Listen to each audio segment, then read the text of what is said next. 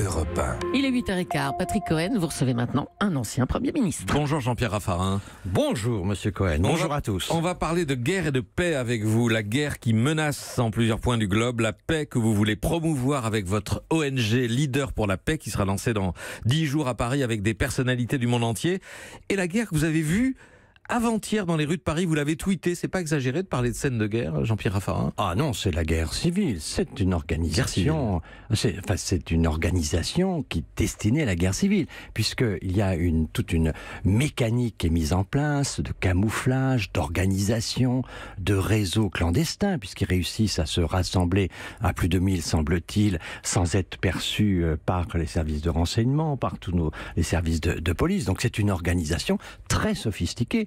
Donc c'est pour ça que je dis, ce n'est pas aujourd'hui une situation de guerre civile, mais c'est une organisation dont l'objectif peut être la guerre civile. Mais qui n'a pas fait un seul blessé grave en même temps. Non, c'est pour ça que ça n'a pas été si mal géré que ça. J'entends beaucoup de choses sur la gestion de cette affaire.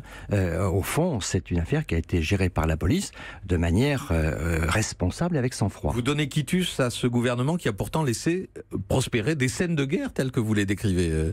Je pense qu'ils ont fait en sorte qu'il n'y ait pas de morts, qu'il n'y ait pas de blessés graves. Et quand on est face à une organisation comme ça, il faut traiter le problème au fond. Il faut le traiter notamment par des décisions juridique et politique, c'est-à-dire l'interdiction, c'est-à-dire la dissolution, des décisions qui sont des décisions et qui ne sont pas d'ordre policier, mais qui sont de l'ordre public. Et ça, je pense qu'il faut conclure maintenant pour prendre ces décisions, mais les choses me paraissent avoir été gérées avec sang-froid. Donc pas de faillite de l'État et pas d'atteinte à l'autorité du gouvernement, comme ça a été dit dans l'opposition, Jean-Pierre Raffarin. Je pense qu'on n'avait pas affaire là à des manifestants, à des protestataires. On avait affaire vraiment à des casseurs. Donc il faut un dispositif judiciaire aujourd'hui contre les casseurs. On a vraiment l'impression que vous ne vous reconnaissez plus dans les termes du débat politique d'aujourd'hui, que la nuance et la modération que vous prônez ou que vous aimez, Jean-Pierre Raffarin, n'ont plus leur place dans le débat public. Je pense que la violence est l'adversaire de la démocratie.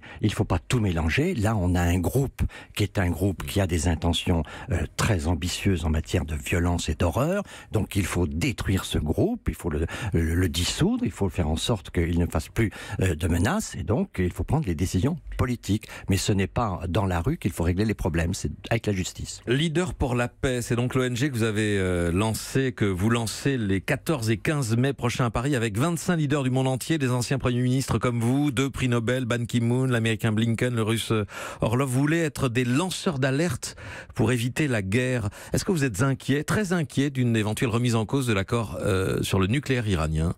Ah bien sûr, parce que je pense vraiment que aujourd'hui l'Iran doit être autour de la table. Cette logique est une logique un peu d'exclusion aujourd'hui de ceux avec qui on a des problèmes. On a exclu Poutine du G8, on veut exclure aujourd'hui de cet accord l'Iran. Au fond, l'exclusion en matière de diplomatie, c'est le contraire de la solution. Au fond, il y a deux choses qu'il faut éviter, le non-dialogue d'une part et la guerre d'autre part. La guerre est menaçante partout. Franchement, Patrick Cohen, moi ça fait 40 ans que je fais de la politique, je n'ai jamais vu le monde aussi dangereux. Les menaces, celles du terrorisme, celles des grandes puissances, celles qui arrivent, les migrations, le changement climatique, tout cela fait que le monde est incertain. On voit des États qui deviennent très ambitieux, souvent belliqueux. Et des dirigeants imprévisibles. Et des dirigeants imprévisibles, dont le président américain. Et donc dans tout ce contexte-là, ce qu'on veut, nous, c'est développer un peu l'esprit de paix, qu'on mesure bien que la paix, ce n'est pas une banalisation. On a un peu un concept aujourd'hui de paix bobo. On manifeste le mardi, on fait une tribune dans un grand journal le mercredi, on va en week-end le jeudi. Et puis finalement, on dit on est en guerre, on est en guerre. Non, la guerre, c'est tragique. La guerre, c'est l'horreur. La guerre, c'est la destruction. La guerre ne débouche rarement sur la paix. Et quand je vois que M. Trump parle de guerre commerciale, non, la compétition, oui, la concurrence, oui, mais la guerre, il faut vraiment être M. Trump, c'est-à-dire n'avoir jamais connu la guerre sur son pays, pour utiliser ce mot, dans son pays. Il est clair aujourd'hui qu'il faut chasser tout ça. Comment chasser tout ça? On ne le chasse pas par l'armée, on ne le chasse pas. On a quelquefois besoin d'intervention militaire. militaire. Mais l'intervention militaire, la guerre ne débouche pas sur la paix. Donc avec l'Iran, il faut trouver une solution aujourd'hui. Ça passe par le dialogue, ça passe donc avec une négociation avec les Russes. Et c'est pour ça que aujourd'hui j'attends beaucoup de M. Macron.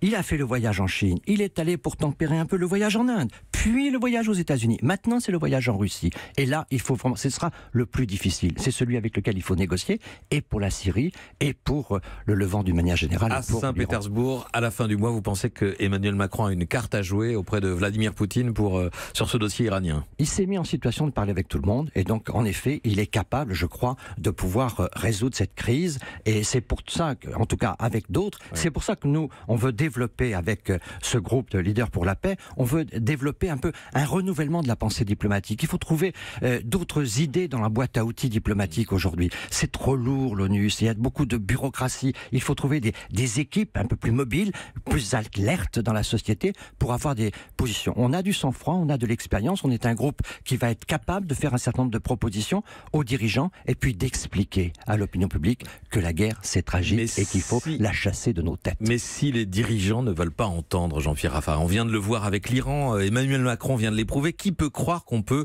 imposer quelque chose au président de la première puissance mondiale? Il faut essayer en permanence, on n'a pas d'autre solution, autrement c'est la guerre. Personne n'a pu arrêter George Bush. En 2003, vous étiez Premier ministre. Exactement. Personne ne pourra empêcher Trump de déchirer l'accord iranien s'il en a envie. Eh bien, il faut tout faire pour essayer de l'empêcher. Il y a quand même des intérêts américains dans le monde. Il faut qu'ils comprennent bien qu'il a intérêt à ce que l'ensemble de la communauté internationale accepte la position américaine. S'il ne peut pas être tout seul, être à la fois la première puissance du monde et puis être isolé sans tenir compte des autres. Quand on est la première puissance du monde, on a certes des droits, mais on a aussi des devoirs. Et donc c'est à nous de créer les rapports de force, les négociations. C'est naturellement très difficile.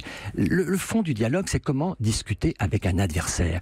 Éviter que l'adversaire se radicalise. Éviter que l'adversaire devienne de plus en plus opposé, de plus en plus violent. Et donc le dialogue, il est très difficile, mais il est nécessaire pour éviter cette radicalisation de l'ennemi. Il y a aussi une question de rapport de force. Est-ce que vous, l'Européen convaincu, vous ne vous dites pas que seule une Europe unie pourrait tenir tête aux États-Unis ? Probablement que ce serait meilleur, mais il y a d'autres approches. Je voyais par exemple dans des propositions qu'avait faites Dominique de Villepin d'avoir une sorte de réseau d'alliance de ce qu'on appelle une dorsale euro-asiatique, c'est-à-dire France, Allemagne, Russie, Chine. Je pense qu'il y a là un axe politique qu'il faut renforcer parce que c'est l'axe de stabilisation aujourd'hui du monde. Et donc il y a des initiatives à prendre, des idées nouvelles à lancer. Regardez comment on travaille la guerre. Il y a des écoles de guerre, il y a des livres la guerre de Clausewitz. Tous les grands penseurs chinois ont pensé la guerre. Et y a-t-il une seule école de paix alors qu'il y a plein d'écoles de guerre? Est-ce qu'on travaille la paix? Est-ce qu'il y a une université où on parle de la paix? Non, la paix c'est très important et ça vaut le coup d'investir pour elle. La guerre ne crée jamais la paix, avez-vous dit. Vous semblez condamner par principe toute intervention extérieure. La guerre ne peut pas créer la paix, elle peut permettre de sauver des vies, de protéger des populations, d'arrêter le bras des bourreaux, non? Absolument, ce sont des étapes, mais il faut avoir une solution politique derrière. C'est le problème de l'Irak ou c'est le problème de la Libye. Donc on a eu raison au Mali. Oui, mais on n'a pas la solution politique aujourd'hui. Donc l'idéal, c'est de construire une stratégie qui a une étape militaire, c'est nécessaire, donc je suis pour qu'on ait de la dissuasion, qu'on ait une force armée, mais je pense qu'il faut toujours concevoir derrière l'action militaire la sortie politique. Emmanuel Macron, il a une voix qui porte aujourd'hui dans le monde, Jean-Pierre Raffarin?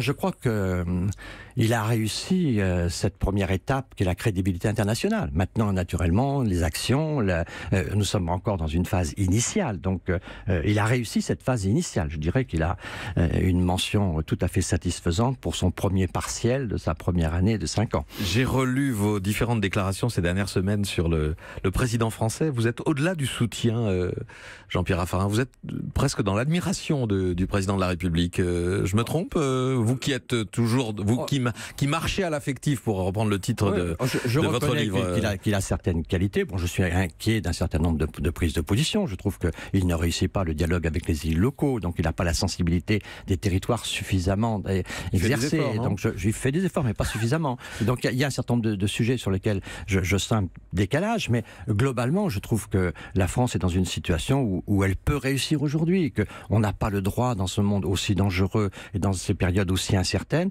on n'a pas le droit de mettre la France en danger. Et donc aujourd'hui, moi je ne souhaite pas le succès de Macron, je souhaite le succès de la France. Et si ça passe par le succès de Macron, j'ai aucune opposition à cela. Vous n'incriminez pas un déficit, une forme de déficit social quand le président alimente lui-même les critiques sur le président des riches en supprimant l'exit tax, par exemple? Je pense qu'il faut faire ces réformes et je pense qu'il y a beaucoup d'agitation sociale en ce moment et au fond l'agitation sociale est un corollaire de la réforme. Et je pense qu'un président qui ne serait pas capable, à un moment ou à un autre, d'affronter les conservatismes ne serait pas un président crédible en matière de réforme. Donc ce qui se passe actuellement ne me paraît pas pathologique, c'est dans la tradition française. Face à vous, la chef du service politique, Hélène Jouan. Hélène. Jean-Pierre Raffarin, mention satisfaisante, vous venez de dire sur la première année d'Emmanuel Macron. On vous a beaucoup entendu depuis un an vanter la personne et la politique du président de la République. J'ai une question toute simple. Qu'est-ce qui vous retient encore chez les Républicains? C'est pas votre attachement à Laurent Wauquiez ni à sa ligne politique? Non, j'attends le débat sur l'Europe aujourd'hui. Je pense qu'on va avoir des élections européennes. C'est le prochain rendez-vous politique. Aujourd'hui, on n'a pas d'exigence de prise de position particulière. Globalement, moi, je pense qu'il faut plutôt aider l'exécutif. Et puis, on verra à la fin de cette année 2018 dans quelle situation on a. Mais c'est pas du tout la ligne politique de Laurent Wauquiez. Non, c'est pas la ligne politique de Laurent Wauquiez. L'essentiel pour moi, c'est la ligne européenne. Donc, on va voir avec Laurent Wauquiez, avec les Républicains, quelle ligne européenne sera choisie.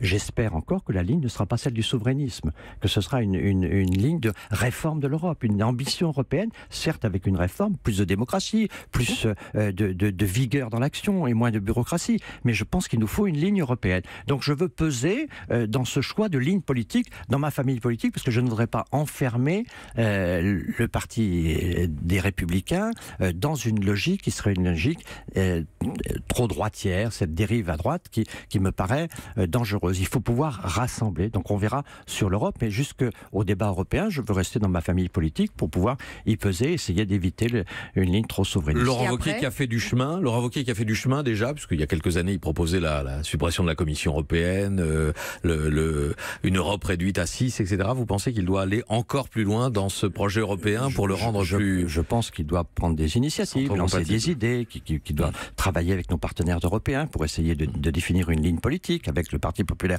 européen. Il y a un certain nombre de choses qu'il faut faire et je suis attentif à cela. Et je prendrai ma décision à la fin de l'année en fonction de la ligne européenne. Votre décision, ça pourrait être de quitter les Républicains, si bien, en tout cas, si vous n'étiez pas entendu. Je soutiendrai la liste la plus européenne aux élections européennes, évidemment. Merci Jean-Pierre Raffarin d'être venu ce matin en direct au micro d'Europe 1. Europe 1.